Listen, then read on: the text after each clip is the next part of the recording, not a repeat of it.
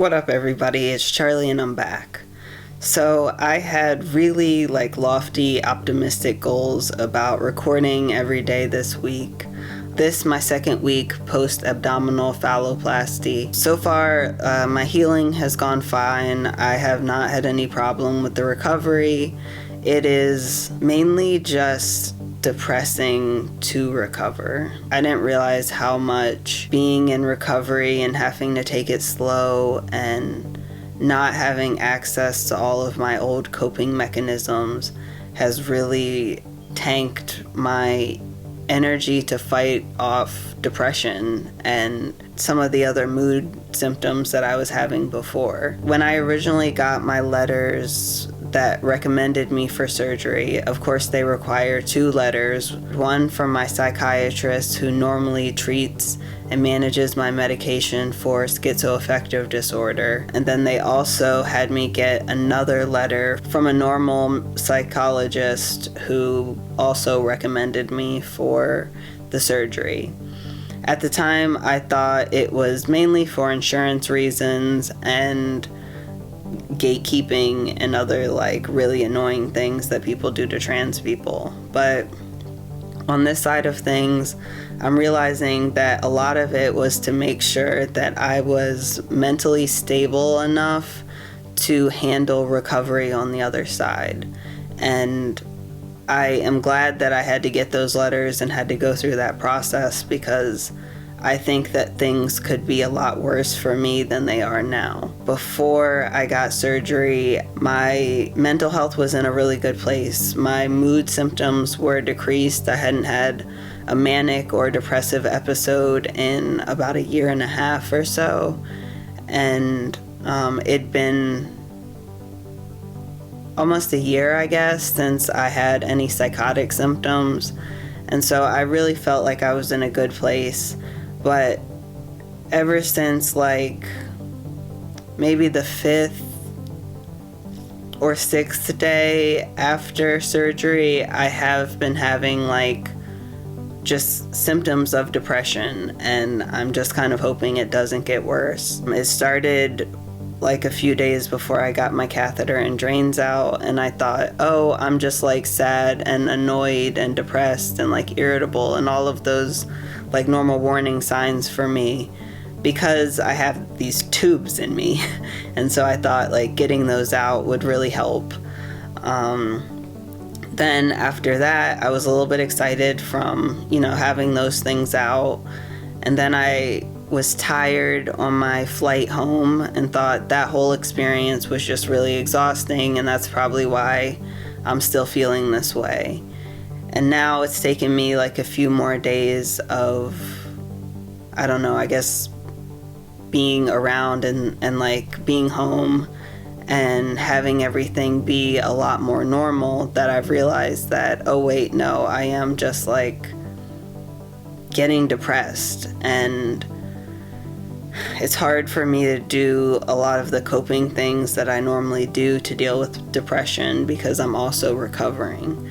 So it's been hard for me to get out and get active or work out, or I don't know, I can't do anything physical. I can't get my heart rate up. I'm not supposed to lift or push or pull anything greater than 5 pounds. So that's pretty much nothing, is what I'm finding out. I also can't stand up straight yet, so I am kind of stooped over, and that makes my back hurt. And just I feel like it's just all of these little things that usually are annoying and would bother me, but because I'm in this more depressive time, I'm having a hard time getting over those small things, because they just add up and end up being something a lot bigger for me.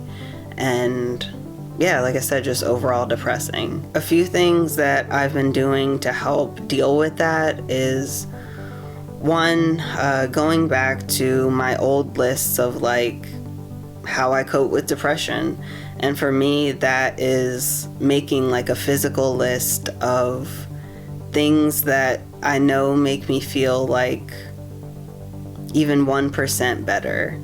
And I just go down my list doing as many of those things as I have the energy to do, in the hopes that those 1% add up to making me feel at least a lot more better.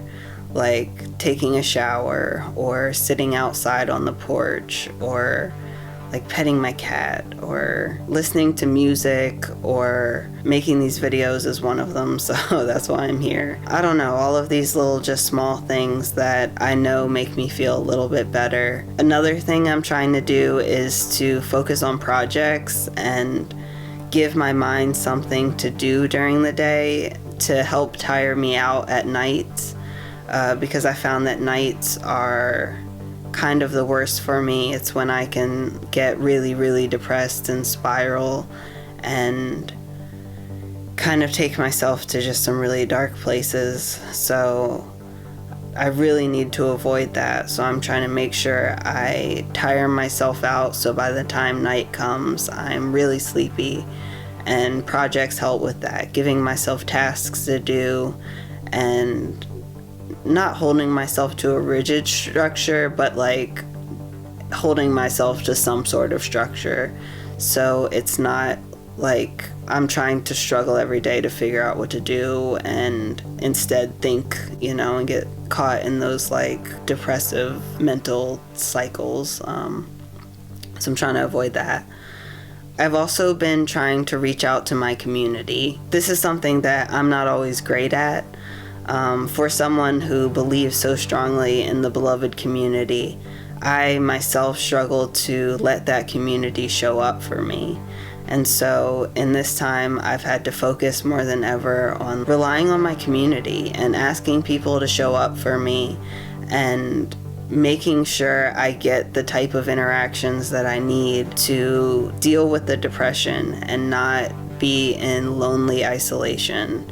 I think that's something that I'm prone to on a good day, just like sitting around theorizing everything and staying isolated. And so I am trying to purposefully not do that and make sure that I'm staying as connected to my community as I can, and really just like reaching out for support. And I think those things are helping me so far, and I hope they will continue to help me during this time of just like difficulty and trying to get used to what my new life is going to be like, and especially this recovery process, because it's not too long, but it also is long enough to be hard for me. And so I'm just kind of trying to be empathetic with myself and gentle with myself as I go through this time, and I hope you guys will be as well. So thanks for listening, and I'll see you guys next week. Deuce.